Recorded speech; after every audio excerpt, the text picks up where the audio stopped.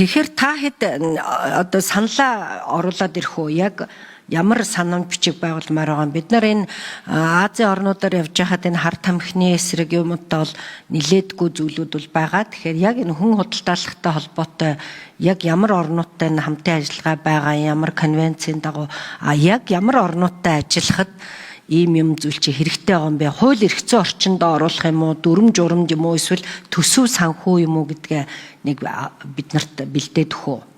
Тэгвэл бид нараас энэ асуудлыг аль шийдэх талаар нь ажиллая. Яг тодорхой. За хууль зүйн дотоод хэргийн сайд, амар сайхан сайд нэмж хариулъя. За энэ хүний наймаатай холбоотой, хар тамхи цахим гэмт хэрэгтэй холбоотой нөхцөл байдлын талаар товчхон мэдээллийг та бүхэн холбогдох байгууллагуудаас сонсч байна. Энэ бас нэлээд анхаарал татсан асуудал болж байгаа. Хүний наймаа гэдэг бол зөвхөн одоо хүн наймаалах гэхээс илт за тэр дундаа албадан хөдөлмөрлөлт. Цаашлах юм бол одоо нөгөө үеийн дээрлэлт гэдэгтэй адилхан үеийн одоо янз янзын одоо үе тэнгийнхний мүлжлэг гэдэг ийм хэлбэр рүү орж байгаа. Цахим гэмт хэрэг өсөж байгаа. Гэхдээ арга сэтэл нь улам нарийссан ийм нөхцөл байдал руу орж байгаа. Манай нөхцөлдөж байна. За гадаад улс орнуудын хэмжээнд ч байна.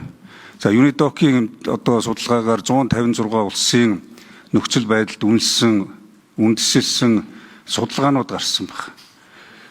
Энэ өөрөө сая хэлснээр илүү нарийн ийм